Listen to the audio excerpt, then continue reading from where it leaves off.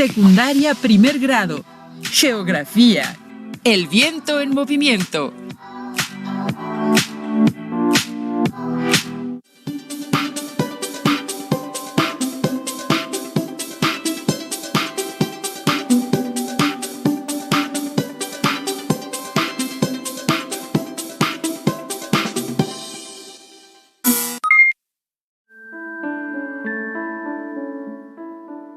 Bienvenidas y bienvenidos a una sesión más de Aprende en Casa 2, Geografía primer grado. Yo soy Leslie Mendívil y junto con la docente Alejandra Ayerim Sandoval Navarrete y el profesor Jorge Alberto Pérez Méndez estaremos dirigiendo esta sesión. Hola a todas y todos. Recuerden que deben lavarse las manos con agua y con jabón, frotándoselas muy bien durante 20 segundos. También procuren permanecer en casa en medida de lo posible y si es necesario salir. Mantengan la sana distancia y utilicen apropiadamente el cubrebocas en espacios públicos, cubriendo nariz y boca completamente. ¡Comenzamos! En sesiones anteriores estudiaron temas como el estado del tiempo, el clima, las capas de la atmósfera, así como los elementos y factores del clima. También aprendieron cuáles son las aplicaciones de la meteorología y la climatología, la diferencia entre nubosidad, niebla y neblina, así como los distintos tipos de nubes que hay. Durante esta sesión podrán aprender qué es, cómo funciona y cuáles son las causas de la circulación general de la atmósfera. ¡Qué bien, maestros! Por fin voy a saber por qué el aire me despeina cuando sopla muy fuerte. No es aire, se llama viento. Pero enseguida te vamos a explicar cuál es su diferencia y cómo, debido a su circulación, se producen diferentes fenómenos meteorológicos como los monzones, ciclones, tornados y brisas. Para la sesión del día de hoy vamos a utilizar los siguientes materiales: cuaderno, bolígrafos, periódicos recientes y libro de texto de geografía. Registren los conceptos más importantes. No olviden escribir el título y fecha de la sesión para que no pierdan la secuencia en su cuaderno de notas. Para empezar, tienen que saber que el aire es la combinación de gases que forman la atmósfera terrestre, sujetos alrededor de la Tierra por la fuerza de gravedad, mientras que el viento es el aire en movimiento originado por las diferencias de presión. El viento es un elemento termodinámico del clima. Las masas de aire están en continuo movimiento debido a las diferencias de presión, las cuales, a su vez, dependen de la distribución de la temperatura. Esta dinámica es la razón por la que ocurren varios de los fenómenos meteorológicos que son los fenómenos naturales que se presentan en la atmósfera. Por ejemplo, las lluvias, los ciclones y los frentes polares. Además de la presión, sobre el viento actúa la llamada fuerza de Coriolis, originada por la rotación de la Tierra. Recuerden, la Tierra no se encuentra estática. Esta fuerza da lugar a que los vientos de las corrientes marinas se desvíen hacia la derecha en el hemisferio norte y hacia la izquierda en el hemisferio sur. Para determinar la dirección del viento se usa la veleta, a partir de los puntos cardinales. Para medir la velocidad se usa el anemómetro, ya sea en kilómetros por hora, en metros por segundo o en nudos. Los vientos se clasifican en 3 tipos: constantes, periódicos e irregulares, y a su vez se clasifican en otras subcategorías, como lo pueden ver en la tabla que se muestra en su pantalla. Los sistemas de presión que existen en el planeta dan lugar a vientos constantes todo el año. Esta circulación general es la que distribuye la humedad en el planeta e influye en la delimitación de zonas húmedas y secas, que intervienen en la conformación de los climas y en el origen de los diferentes tipos de paisaje. Pero, ¿cómo se distribuyen estas zonas? Como pueden ver en la pantalla, en el Ecuador ascienden los vientos alisios. Al condensarse la humedad que llevan, producen abundantes lluvias que originan las zonas de selva y bosque tropical en esta zona. En las latitudes medias, alrededor de los 30 grados de latitud, se producen los descensos de los vientos contralicios, los que, al llegar a la superficie, por ser calientes y secos, dan lugar a una faja de estepas y desiertos. Una vez en la superficie, se dirigen hacia altas latitudes, como vientos del oeste. ¡Qué interesantes, maestros! Nunca me imaginé que el viento fuera el responsable de tantas cosas. Y eso no es todo. En las altas latitudes, alrededor de los 60 grados de latitud, el encuentro del aire polar con el tropical produce el frente polar, cuyas abundantes lluvias propician los densos bosques de coníferas de esta región en el hemisferio norte. ¿Y qué hay del hemisferio sur? En el hemisferio sur, esta latitud corresponde a una zona oceánica. Finalmente, los vientos contralicios, fríos y secos circulan por la alta troposfera del Ecuador a los trópicos. Pongamos atención al siguiente video, que nos ilustra la dinámica de los vientos y sus efectos. Por cierto, ¿saben cómo se originan los vientos? ¿De dónde vienen?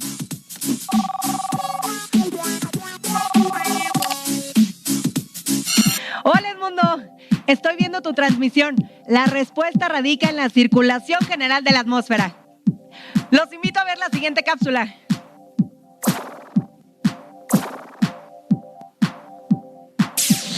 El viento es una corriente de aire originado por la diferencia de presión. Su dirección se ve influenciada por el movimiento de rotación de la Tierra y va de las regiones de alta presión a las de baja presión. A nivel mundial, se producen varios sistemas de vientos y corrientes de aire que constituyen la circulación general de la atmósfera.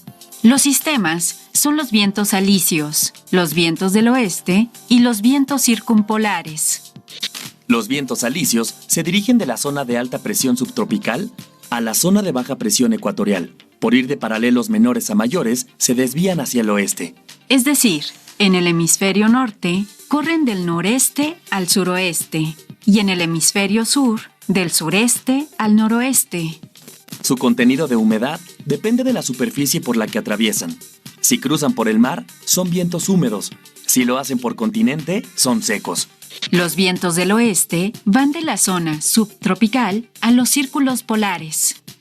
Como van de latitudes medias a latitudes altas, se desvían hacia el este. Por lo que en el hemisferio norte llevan una dirección de suroeste a noreste y en el hemisferio sur de noroeste a sureste. La humedad de estos vientos varía según el tipo de superficie por donde pasan y la orientación de las montañas en las que inciden. Los vientos circumpolares corren de las zonas de alta presión polar hacia las zonas de baja presión subpolar. Como se desvían hacia el oeste, en el hemisferio norte tienen una dirección de noreste a suroeste y en el hemisferio sur de sureste a noroeste. Las corrientes de aire son las ascendentes ecuatoriales o calmas ecuatoriales, las descendentes subtropicales o calmas subtropicales y los frentes polares. Las corrientes ascendentes ecuatoriales o calmas ecuatoriales se forman por la convergencia de los aires que vienen de las zonas altas subtropicales de ambos hemisferios y se elevan verticalmente. Al subir, este aire se enfría por expansión, el vapor de agua se condensa y cae en forma de lluvia. Las corrientes descendentes subtropicales o calmas subtropicales se forman porque el aire de las calmas ecuatoriales no puede continuar subiendo, se derrama horizontalmente en la troposfera. Con el movimiento de rotación, se desvía hacia el este y por su propia densidad y peso, baja formando corrientes de aire verticales. El aire de estas corrientes es seco, conforme desciende se calienta por compresión y coincide con las áreas de alta presión subtropical, próximas a los paralelos 30 grados norte y 30 grados sur. Como no hay nubes ni precipitaciones, en estas latitudes se encuentran los grandes desiertos de la Tierra. Los frentes polares se forman por el choque de los vientos circumpolares contra los vientos del oeste. El aire menos frío asciende sobre el aire más frío y origina precipitación en forma de lluvia o nieve. Desciende en los polos como aire frío y seco. La circulación general de la atmósfera es importante porque de ella depende la distribución de la humedad en nuestro planeta. Es así como la circulación general de la atmósfera es posible y propicia fenómenos como los monzones, que son vientos periódicos de carácter regional. ¿Sabían que la palabra monzón es de origen árabe? Significa estación, porque su dirección cambia con las estaciones del año, debido a la diferencia del calentamiento y presión entre continentes y océanos. En el monzón de verano, los vientos se desplazan del mar a los continentes y llevan la humedad, lo que ocasiona lluvias intensas. Por su parte, el monzón de invierno se dirige del continente hacia el mar, porque cambian los sistemas de presión. Estos vientos son fríos y secos. Leslie, ¿qué opinas de la información que hemos dado hasta ahora? Bueno, sumamente interesante. Es increíble lo que sucede en la atmósfera, maestra. Otro fenómeno meteorológico que ocurre en la atmósfera son los ciclones. Ahí sí tengo una duda, maestra. ¿Me podría decir cuál es la diferencia entre ciclón y huracán? Claro que sí. La diferencia es el nombre y la región en donde se presentan. Te lo explico. Los ciclones son vientos irregulares que se producen entre los 10 y los 15 grados de latitud en los mares tropicales durante el verano y parte del otoño. Reciben el nombre de huracanes en el Caribe, tifones en Japón y China, baguio en Filipinas y Willy Willis en Australia. Según la intensidad del viento, los huracanes se clasifican de acuerdo con la escala de Saffir-Simpson, la cual fue desarrollada en 1969 y se constituye en las medidas que pueden observar en su pantalla.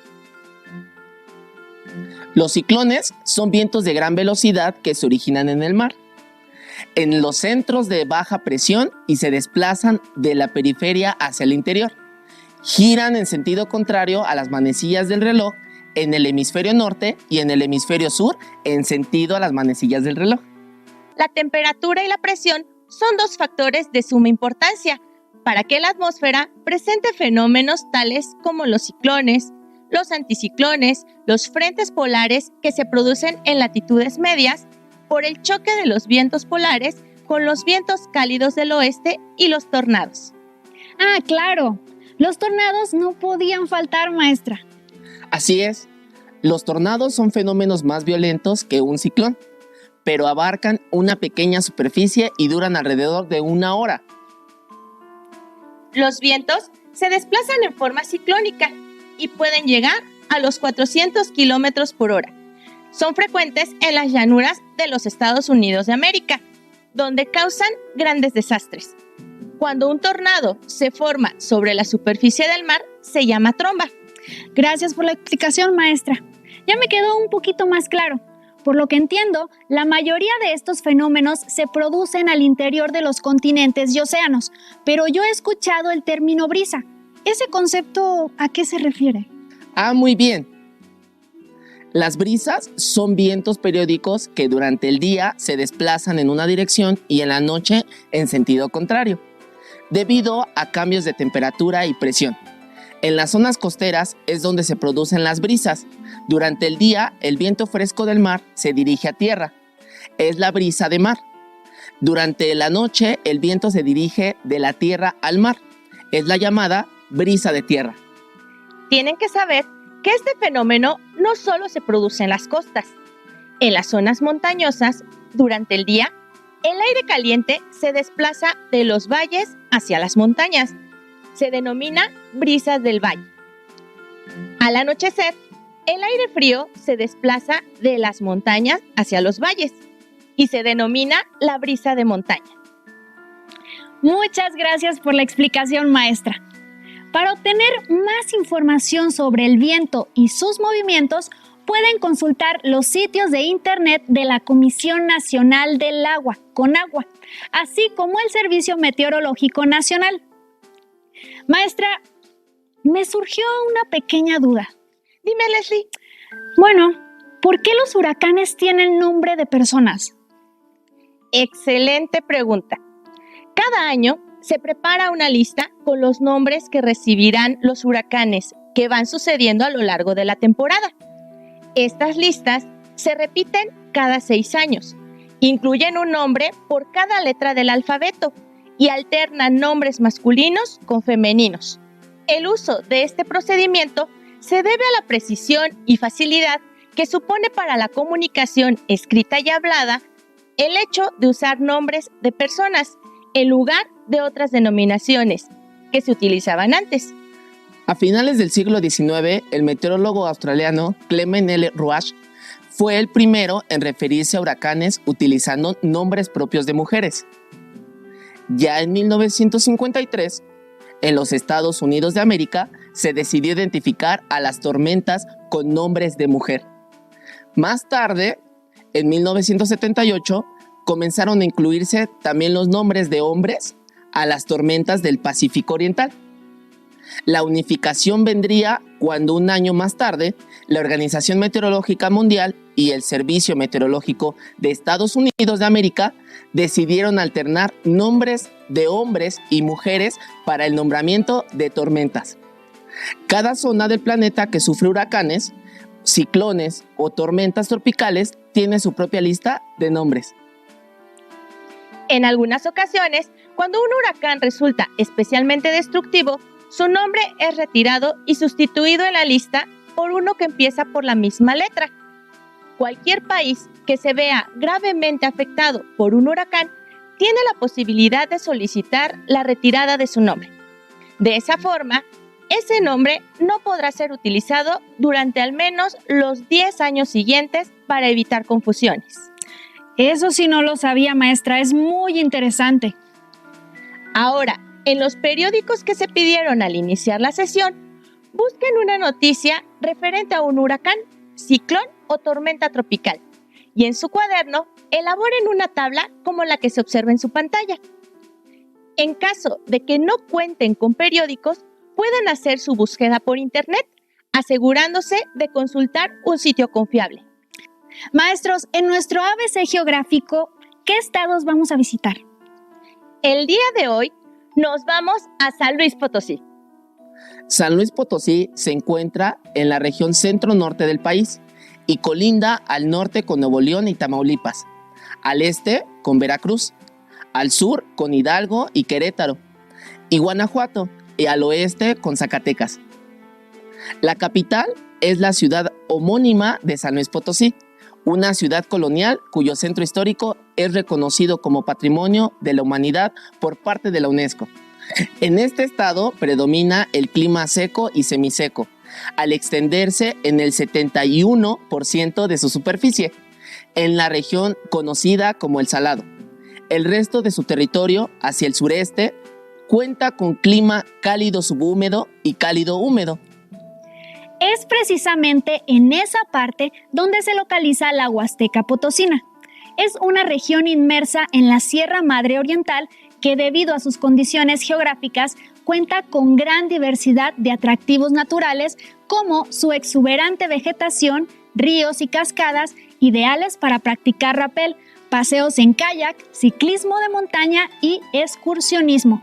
De hecho, esta región se ve expuesta a la llegada de ciclones, estimándose que lo que llueve en ella en 3 días a causa de un ciclón es la misma cantidad de precipitación que se presenta en la ciudad de San Luis Potosí en todo el año. Una de las maravillas del estado es Río Verde y su laguna de la Media Luna, donde pueden snorkelear o deslizarse en tirolesa. En la gruta de la catedral encontrarán un mundo subterráneo milenario. Otros sitios de suma importancia son Xilitla, con sus jardines surrealistas, el sótano de las golondrinas o las cuevas de Mantetzulel. Se trata de un salón cavernoso dividido en 4 cuevas, donde los antiguos abuelos Tenec solían peregrinar para pedir al Supremo de la Fertilidad que las embarazadas tuvieran un buen parto. Se localizan a 8 kilómetros de Aquismón a través de un camino de terracería. Entre las delicias gastronómicas del estado se encuentran las tradicionales enchiladas potosinas, el cabrito de Matehuala y las campechanas de Santa María del Río. Les invitamos a conocer los paisajes y tradiciones de San Luis Potosí con el siguiente video.